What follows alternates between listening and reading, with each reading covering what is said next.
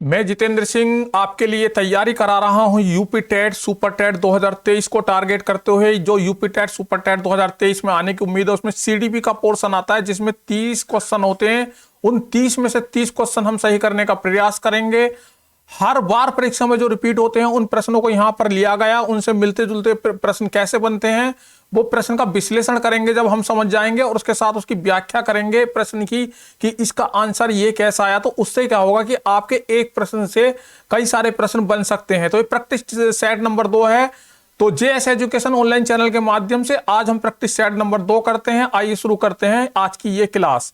सबसे पहला क्वेश्चन है आपका, घटना और वस्तुओं के बारे में एक बच्चा तार्किक रूप से सोच सकता है। पियाजे के किस चरण से संबंधित है ये कथन? यानी कि बच्चा तार्किक रूप से सोचता है। तार्किक रूप पियाजे के कौन सी अवस्था में आता है? जैसे पहले है आपकी sensory motor, pre operational stage, concrete operational stage, formal operation stage. तो ये तार्किक रूप से सोचने की जो क्षमता आती है वो आती है सी में, यानी कि मूर्त चीजों को देखकर वो तर्क वितर्क करना शुरू कर जाता है, यानी उसके अंदर तार्किक सोच आती है। तो ये क्वेश्चन नंबर पहले का होगा सी आंसर सही। इसके बारे में देखिए विश्लेषण करते हैं। जो पहली अवस्था है आपकी संवेदी प्रेरक अवस्था 0 से 2 वर्ष, इसमें क्या है, बच्चा अपनी इंद्रियों द्वारा, अपने जो है अनुभवों द्वारा, अपनी जो है जो भी इंद्रियां उनसे सीखता है, जो भी चीज हाथ पैर छू कर, देख कर, आंखों से, तो इस तरीके से इंद्रियों द्वारा सीखता है। पूर्व संज्ञानात्मक अवस्था में क्या होता है, जो 2 से 7 वर्ष होती है, इसमें वस्तु स्थायित्व का गुण होता है। जो मुख्य विशेषता है इसकी जीव बात होता है, आत्म केंद्रितता होती है, केंद्रीयकरण होता है, अहम भाव होता है, पलटापी गुण नहीं होता है। तो ये सारी चीजें विस्तृत रूप से हमारी क्लास में उपस्थित है। आप क्लास में देख सकते हैं इसे, हमारी जो सीडीपी की लिस्ट है वहां पर जाकर ये कंसेप्ट आप क्लियर कर सकते हैं।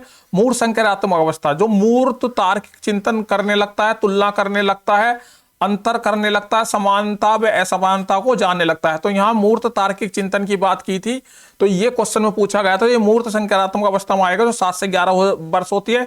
और औपचारिक संकरात्मक अवस्था में जो होता है परिकल्पनात्मक चिंतन का विकास हो जाता है बच्चे के अंदर, कि बच्चा परिकल्पना करने लगता है, चिंतन करने लगता है, अमूर्त चीजों के बारे में सोचने लगता है।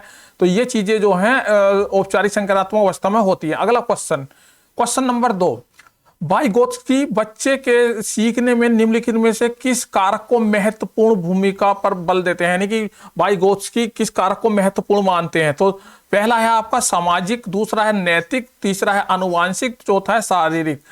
तो वाइगोत्स्की ने जो है अपना सामाजिक संस्कृति का सिद्धांत दिया, विकास का सिद्धांत दिया, तो उन्होंने समाज को जो है महत्वपूर्ण रोल दिया है। तो यहाँ पर सामाजिक कारक को महत्वपूर्ण माना गया वाइगोत्स्की के अनुसार। अगला क्वेश्चन देखते हैं, क्वेश्चन नंबर 3, पियाजे के अधिगम के संज्ञानात्मक सिद्धांत के अनुसार वह प्रक्रिया जिसके द्वारा संज्ञानात्मक संरचना को संशोधित किया जाता है वो क्या कहलाती है? तो संज्ञानात्मक संरचना को संशोधित किया जा रहा है तो वो उसे क्या कहेंगे? तो उसे कहेंगे हम समावेशन, यानी समावेशन कहेंगे उसको। समावेशन यहां पर सही आंसर होगा। इसके बारे में समझते हैं। सबसे पहले देखते हैं अनुकूलन शब्द का क्या मतलब होता है। जीन पियाजे में बालकों के वातावरण के साथ समायोजित स्थापित करने की जन्मजात प्रकृति होती है, इसे अनुकूलन कहते हैं। यानी कि जहां भी बच्चा जो है किसी वातावरण से समायोजन करता है तो वो एक जन्मजात प्रकृति होती है, प्रवृत्ति होती है, जिसे हम अनुकूलन कहते हैं। अनुकूलन की 2 प्रक्रियाएं, पहली आपकी है आत्मसात्करण, आत्मीकरण, समावेशन, समावेशीकरण। तो क्वेश्चन में हमें पूछा था समावेशन, तो पूर्व ज्ञान में नवीन ज्ञान विचारों को जोड़ देना, नवीन जानकारी को पूर्व प्रचलित योजनाओं में यथावत व्यवस्थित कर देना, यह होता है आपका समावेशन। और समायोजन होता है आपका व्यवस्थापन, समष्टीकरण, स्थानीयकरण। इसका मतलब होता है नई योजना बनाना या पुरानी योजनाओं को संशोधित करना, वर्तमान स्कीमा में सुधार करते हुए विस्तार करने में परिवर्तन करने। यानी कोई पुरानी चीज योजना है, पुरानी चीज है, उसमें केवल हम क्या करेंगे, उसमें संशोधन करके उसको जो है मॉडिफाई कर लेंगे। और आत्मीकरण या समावेशन में क्या होता है, पुराने ज्ञान में हम नवीन ज्ञान को जोड़ लेंगे, यानी पुराना ज्ञान भी रहेगा, नवीन ज्ञान भी हो जाएगा। स्कीमा क्या होता है, इसमें बच्चे अनुभव के आधार पर जो भी ज्ञान अर्जित करते हैं वो संगठित होता रहता है, जिसे हम प्रीवियस नॉलेज भी कहते हैं। तो ये शब्द यहाँ पर इनकी व्याख्या करनी जरूरी थी, क्योंकि कई बार क्वेश्चनों में ये पूछे गए हैं, इंपोर्टेंट क्वेश्चन बनते हैं यहाँ से। अगला आता है आपका क्वेश्चन नंबर 4। क्वेश्चन नंबर 4 में देखते हैं, लॉरेंस कोलबर्ग के द्वारा प्रस्तावित निम्नलिखित चरणों में से प्राथमिक विद्यालय के बच्चे किन चरणों का अनुसरण करते हैं? जो प्राथमिक विद्यालय में जाने वाले बच्चे हैं वो किन चरणों का जो है स्मरण करेंगे? तो यहाँ हम देखने से पहले पहले ये ऑप्शन देख लेते हैं और आप इसको जो है इनका पेयर बनाएंगे, इसमें 2 और 1, 2 और 4, 1 और 4, 1 और 3, इनमें से कौन सा सही होगा ये आपको बताना है। तो पहले लॉरेंस कोलबर्गी की जो स्तर हैं वो स्तर होते हैं 3। पहला स्तर जो पूर्व पारंपरिक है, दूसरा स्तर पारंपरिक है और तीसरा स्तर है बाद पारंपरिक। तो इन स्तरों में भी जो है चरण होते हैं। पहला चरण है आज्ञाकारिता और दंड अभिविन्यास और स्वहित उन्मुखीकरण। तो प्राथमिक विद्यालय का बच्चा जो होगा तो पहले मतलब पहले स्तर में होगा और पहले और दूसरे चरण का पालन करेगा। तो इसमें जो है हम विकल्पों में यहाँ पर देखेंगे आज्ञा पालन और दंड उन्मुखीकरण और व्यक्तिगत और विनियमितता, ये जो है इसके जो है 2 ऑप्शन होंगे। इसे डिटेल में पढ़ना है तो हमारी प्लेलिस्ट में जाइएगा और लॉरेंस कोलबर्ग को आप डिटेल में पढ़ सकते हैं। तो ऑप्शन नंबर ए यहाँ पर सही होगा। इसके बाद आपका आता है पियाजे मुख्यतः के क्षेत्र में योगदान के लिए जाने जाते हैं। किसके योगदान के लिए जाने जाते हैं? तो यहाँ पर दिया है आपका सामाजिक विकास का सिद्धांत, इसके लिए जाने जाते हैं आपके वाइगोत्स्की जो है सामाजिक विकास के सिद्धांत के लिए जाने जाते हैं। और आपका जो नैतिक विकास है उसके लिए जो जाने जाते हैं कोलबर्ग जाने जाते हैं। और कोलबर्ग के बाद आपका संज्ञानात्मक विकास के लिए जाने जाते हैं जीन पियाजे। और इसके बाद जो है आपके भाषा विकास के लिए जाने जाते हैं चोम्स्की। तो ये आपके जो हैं यहाँ पर मैंने यहाँ पर डिफाइन कर दिया। तो आपका क्या आंसर होगा? पियाजे मुख्यतः जो है ज्ञानात्मक विकास के लिए जाने जाते हैं। तो ये ऑप्शन होगा ऑप्शन नंबर बी सही। अगला क्वेश्चन आता है आपका क्वेश्चन नंबर 6। बच्चों के व्यवहार को समझने के लिए विद्यार्थियों के घर के वातावरण का महत्वपूर्ण स्थान है तथा इससे प्राप्त सूचना को प्रभावशाली शिक्षा शास्त्र के निर्माण से जोड़ा जा सकता है। यह तथ्य अधिगम के किस सिद्धांत से है? देखिए बच्चे के व्यवहार को समझने के लिए, तो व्यवहार को समझने के लिए क्या हुआ, हमने बच्चे के घर के वातावरण का जो है हमने अध्ययन किया। उसका जो वातावरण है घर का उसको हमने जो है उसके शिक्षण से जोड़ दिया, उसके अधिगम से जोड़ दिया। तो अब हम घर जो हुआ वो हुआ सामाजिक, यानी समाज से हुआ सामाजिक। और जो अब हम व्यवहार के डेवलपमेंट की बात कर रहे हैं वो हुआ रचनावादी, यानी कि किसी चीज को आगे बढ़ाने के लिए, तो वो हुआ रचनावादी। तो इसका आंसर होगा आपका सामाजिक रचनावादी। अगला क्वेश्चन आता है आपका क्वेश्चन नंबर 7। संज्ञानात्मक विकास में से निम्नलिखित में से किसके द्वारा होता है? यानी संज्ञानात्मक विकास किसके द्वारा होता है? यहाँ पर जो कुछ विकल्प दिए हुए हैं, जितना संभव हो उतनी आवृत्ति में संगत और सुनिश्चित परीक्षाओं का आयोजन किया जाए। परीक्षाओं से संज्ञानात्मक विकास नहीं होता। उन गतिविधियों को प्रस्तुत करना जो पारंपरिक पद्धतियों से सुदृढ़ होती है, यानी कि जो पुरानी प्रचलित पुराने टाइम से जो पद्धतियां चली आ रही हैं उनके आधार पर हम बच्चे को रटाए जाएं, पढ़ाए जाएं, तो ये भी गलत चीज है। आपका सी ऑप्शन है एक समृद्ध और विविधतापूर्ण वातावरण उपलब्ध कराया जाए। समृद्ध और विविधतापूर्ण वातावरण उपलब्ध करवाना है। केवल हम बच्चा ज्ञान का निर्माण स्वयं कर लेगा, उसे हमें वातावरण देना है समृद्ध और विविधतापूर्ण। तो क्वेश्चन नंबर 7 का जो है सी ऑप्शन सही होगा। इसके बाद जो आता है आपका क्वेश्चन नंबर अगला आता है, रिया कक्षा पिकनिक तय करने हेतु ऋषभ से सहमत नहीं है। वह सोचती है कि बहुमत को अनुकूल बनाने के लिए नियमों का संशोधन किया जा सकता है। सहपाठी विरोध पियाजे के अनुसार निम्नलिखित विकास में से किसके संबंध में है? नहीं, पियाजे के अनुसार जो है ये सहपाठी का विरोध किससे संबंधित है? तो विषम मांग नैतिकता, संज्ञानात्मक अपरिपक्वता, प्रतिक्रिया, सहयोग और नैतिकता। तो ये आता है आपका सहयोग और नैतिकता के अंतर्गत।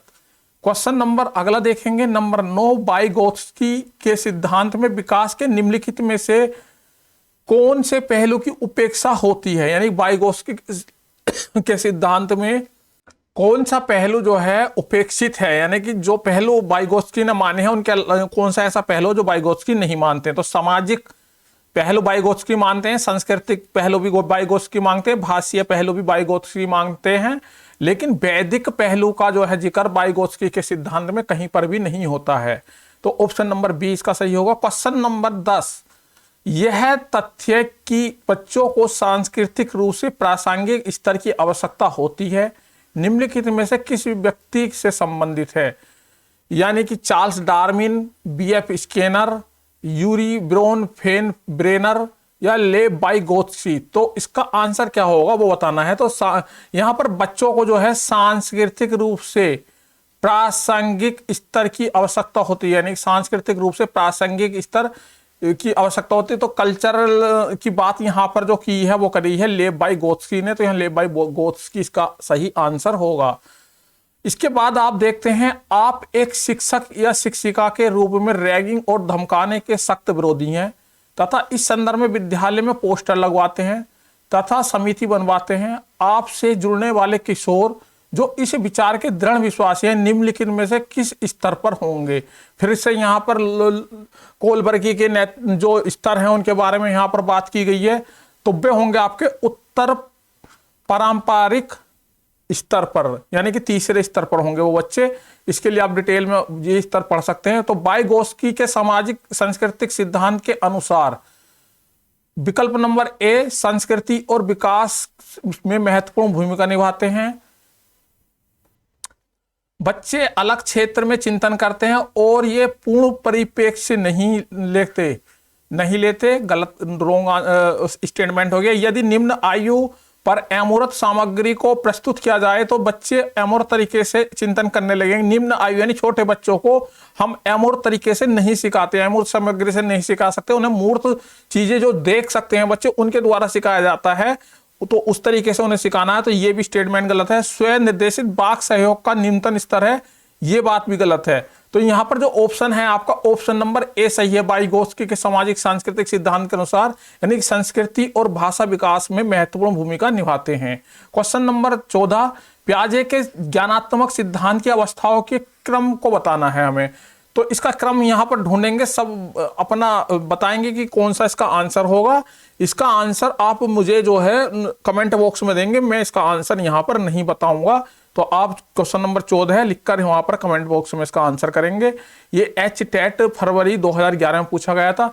अगला क्वेश्चन है आपका, लॉरेंस कोलबर्ग के सिद्धांत में कौन सा स्तर नैतिकता की अनुपस्थिति के सही अर्थ में सूचित करता है, यानी कि नैतिकता की अनुपस्थिति होती है कौन से स्तर में, वो होती है स्तर नंबर 1 में। यानी कि पहले स्तर में जो है बच्चे में नैतिकता नहीं होती, वो डर के कारण अपना व्यवहार बदलता है, डर के कारण आज्ञा का पालन करता है, या वो जो है एक तरीके से लालच के इनाम के वजह से वो कार्य करता है।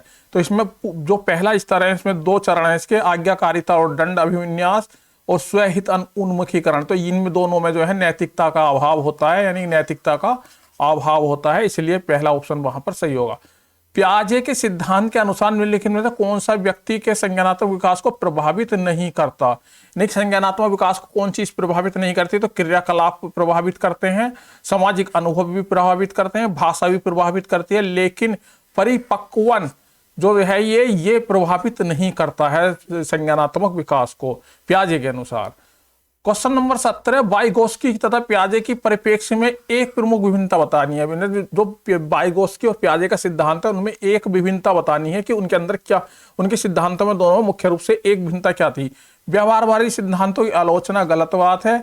ज्ञान के सक्रिय निर्माता के रूप में बच्चों की संकल्पना, ये कोई अंतर नहीं है दोनों के बातों में। बच्चों को एक पालन पोषण का परिवेश उपलब्ध कराने की भूमिका, ये भी गलत बात है। भाषा एवं चिंतन के बारे में उनके दृष्टिकोण अलग अलग थे। देखिए वाइगोत्स्की भाषा पर जोर देते हैं और पियाजे जो है चिंतन पर जोर देते हैं, तो दोनों जो हैं यहाँ पर जो है उनके जो सिद्धांत हैं उनके जो दृष्टिकोण है उन दोनों में इन चीजों को लेकर अंतर था। तो यहाँ ऑप्शन नंबर डी सही होगा। अगला क्वेश्चन होगा आपका, कोलबर्ग के सिद्धांत की एक प्रमुख आलोचना क्या है। कोलबर्ग ने बिना किसी अनुभूतिमूलक आधार के सिद्धांत प्रस्तुत किए। कोलबर्ग में नैतिकता विकास की स्पष्ट अवस्थाओं का उल्लेख नहीं किया और कोलबर्ग ने प्रस्ताव दिया कि नैतिक तार्किक विकासात्मक। कोलबर्ग ने पुरुष एवं महिलाओं के नैतिक तार्किकता में संस्कृति भिन्नताओं के पहलू को महत्व नहीं दिया।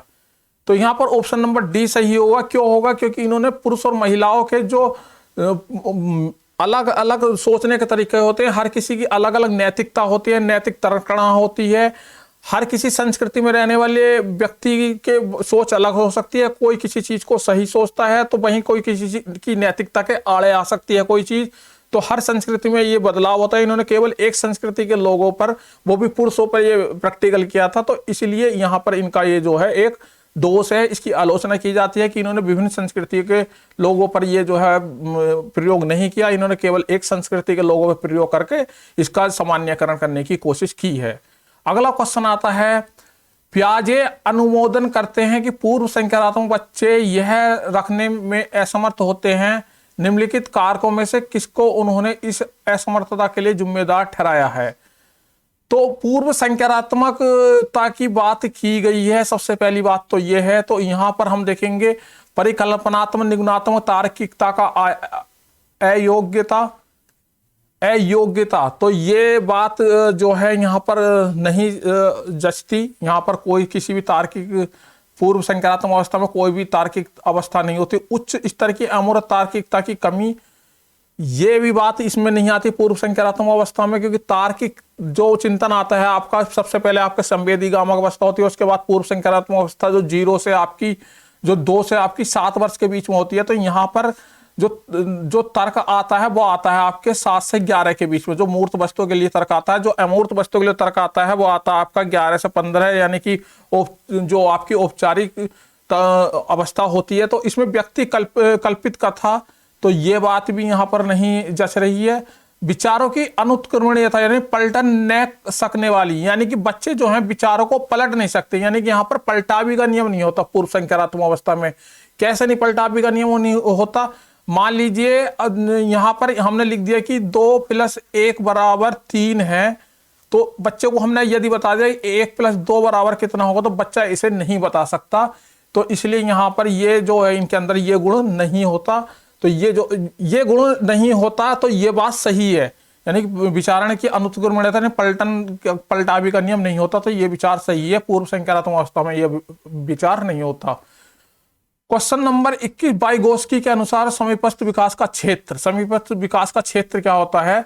तो समीपस्थ विकास का जो क्षेत्र होता है वो होता है आपका ऑप्शन नंबर सी, बच्चे के द्वारा स्वतंत्र रूप से किए जा सकने वाले कार्य तथा सहायता के साथ करने वाले कार्य के बीच जो अंतर है। यानी कि जो बच्चा खुद कार्य कर सकता है किसी भी क्षेत्र में, एक तो हुआ यहाँ बच्चा है, बच्चे ने खुद कार्य इतना कर सकता है, और बच्चा जो है किसी की सहायता से जो है इतना कर सकता है। तो उसका क्या हुआ है, इस कार्य और इस कार्य के बीच में जो अंतर आया, तो वो क्या आया, समीपस्थ विकास का क्षेत्र आया। ये आप विस्तृत रूप से हमारी क्लास में देख सकते हैं। पियाजे के सिद्धांत के अनुसार बच्चे निम्नलिखित में से किसके द्वारा सीखते हैं? तो बच्चे पियाजे के अनुसार किसके द्वारा सीखते हैं? अनुकूलन की प्रक्रिया द्वारा। पियाजे जो है बात करते हैं अनुकूलन की, समायोजन की, समावेशन की, यानी कि अपने आप को प्रकृति के अनुकूल किस तरीके से करते हैं कि तो वो बच्चा उतनी जल्दी सीखता है। यानी जो बच्चा जितनी जल्दी सीखता है वो अनुकूलन जितना अच्छा हो उतनी जल्दी ही कोई चीज सीख पाएगा। निम्नलिखित में से कौन सा मिलान सही है, यानी कि सही जोड़ा मिलाना है हमें। तो यहाँ पर मूर्त संज्ञानात्मक बच्चा साधारण एवं वर्गीकरण करने योग्य होता है, ये बात सही है।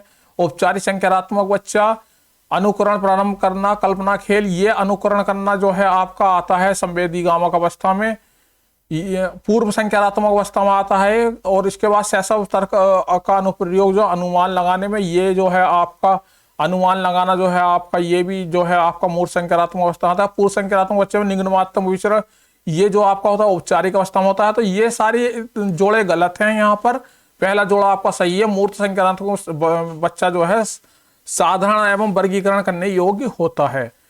अब आता है पियाजे के अनुसार बच्चों का चिंतन वयस्कों से प्रकार में भिन्न होता है बजाय मात्रा के। तो ये इसका आंसर होगा ऑप्शन नंबर सी। जीन पियाजे के संज्ञानात्मक विकास के सिद्धांत के बारे में निम्नलिखित कथनों में से सही कथन कौन सा है? तो जीन पियाजे के सिद्धांत के बारे में जानते हैं। पियाजे ने संज्ञानात्मक विकास के 5 चरण होता है, 4 चरण बताए थे, गलत बात। पियाजे का तर्क है कि संज्ञानात्मक विकास के चरणों में आगे बढ़ने की अपेक्षा निरंतर होती है, गलत बात है ये भी। चरणों में आगे बढ़ने की अपेक्षा निरंतरता नहीं होती है, इसमें जो है उतार चढ़ाव आता रहता है। किसी चरण को छोड़ा नहीं जा सकता क्योंकि ये चरण स्थिर हैं, ये बात बिल्कुल सही है। इसके जो चरण है वो स्थिर हैं। एक चरण जो जिस समय आएगा उसके बाद ही दूसरा चरण आएगा, दूसरे चरण को पार करने के बाद तीसरा, तीसरे को पार करने के बाद चौथा चरण आएगा। तो चरण छोड़ा नहीं जा सकता, चरण स्थिर है। बच्चों के सांस्कृतिक आधार के अनुसार इन चरणों का क्रम बदला जा सकता है, नहीं बदला जा सकता। क्रम जो है स्थायी रहते हैं, एक चरण के बाद जो क्रम आना है वही क्रम सब बच्चों के लिए आता है। तो किसी चरण को छोड़ा नहीं जा सकता क्योंकि ये चरण स्थिर होते हैं। वाइगोत्स्की के अनुसार सीखने की पृथक नहीं किया जा सकता, नहीं सीखने को पृथक नहीं किया जा सकता। किससे नहीं पृथक किया जाता वाइगोत्स्की के ना, तो पुनर्बलन की बात करते नहीं है वाइगोत्स्की। व्यवहार में अपने योग्य परिवर्तन, ये बात भी नहीं कर सकते हैं। अबोधन अवधनात्मक प्रक्रियाओं की बात भी वाइगोत्स्की नहीं करते हैं। उसके सामाजिक संदर्भ से, सामाजिक संदर्भ की बात वाइगोत्स्की करते हैं, यानी कि सामाजिक संदर्भ से जो हम सीखने की प्रक्रिया को, यानी सामाजिक परिप्रेक्ष्य से हम बच्चे को अलग नहीं करते। सीखने अधिगम का जो काम होता है वो सामाजिक प्रक्रिया के माध्यम से ही होता है। आपका आता क्वेश्चन नंबर 29, वाइगोत्स्की की संतुष्टि के अनुसार, स्तुति के अनुसार बच्चों की व्यक्तिगत वाक की संकल्पना तो प्रदर्शित करती है कि बच्चे अपने आप से प्यार करते हैं, गलत बात। स्पष्ट करते हैं कि बच्चे अपने ही कार्य को निर्देशित करने के लिए भाषा का उपयोग करते हैं, ये बात सही है कि बच्चे जो हैं अपने ही कार्य को निर्देशित कर रहे हैं, उसके लिए भाषा का उपयोग करते हैं, तो ये वाइगोत्स्की कहते हैं। तो ये ऑप्शन नंबर बी सही होगा यहाँ पर। और प्याजे के अनुसार विकास को प्रभावित करने में निम्नलिखित कारकों में से किसकी भूमिका महत्वपूर्ण होती है? तो ये जो आपका आया सी-टेट फरवरी 2016 में आया, इस क्वेश्चन का जो आप है भाषा जो है वाइगोत्स्की की बात करते हैं, पुनर्बलन की बात जो है संज्ञानात्मक विकास में नहीं होती है, अनुकरण की बात भी यहाँ पर प्याजे ने नहीं की है। उन्होंने की भौतिक विश्व के साथ अनुभव, यानी कि जो हमारे आसपास का वातावरण है, भौतिक विश्व है, उसके साथ अनुभव, उसके साथ जो है समायोजन, उसके साथ जो है अनुकूलन करके जो है हम जो सीखते हैं वही जो है अधिगम होता है। तो प्याजे इसकी बात करते हैं, ऑप्शन नंबर ए सही होगा। तो आज हमने 30 क्वेश्चन यहाँ पर देखे। इन 30 क्वेश्चनों में आपके कितने क्वेश्चन सही हुए आप कमेंट बॉक्स में जरूर दे दीजिएगा। और इस प्रैक्टिस को करने से आप लगातार ये प्रैक्टिस कर रहे हैं, इसके बाद हम और भी सब्जेक्ट की प्रैक्टिस लाएंगे तो आप 135 प्लस ला सकते हैं। और 135 से नीचे या 130 से नीचे अगर आप नंबर ला रहे हैं तो आप अपने आप को शिक्षक न माने, क्योंकि कंपटीशन का दौर है। 135 या 130 से नीचे आपके नंबर आते हैं, चाहे वो यूपी टेट हो चाहे वो सुपर टेट हो, तो आपका सिलेक्शन नहीं हो सकता। इसके लिए आपको विभिन्न किताबों से भी अध्ययन करना है। जहां भी आपको अध्ययन करने का मौका मिल रहा है वहां भी कर सकते हैं। आप 20-25 मिनट हमारी भी प्रैक्टिस की क्लास को देख सकते हैं, उससे आप अच्छे क्वेश्चनों को लगा पाएंगे। और आज कितने क्वेश्चन सही हुए आज कमेंट बॉक्स में जरूर दीजिएगा। अपना जो हमने एक क्वेश्चन आपसे सवाल के रूप में पूछा उसका आंसर भी देना है और अपने क्वेश्चनों की संख्या बतानी है। आज के लिए धन्यवाद, नमस्कार।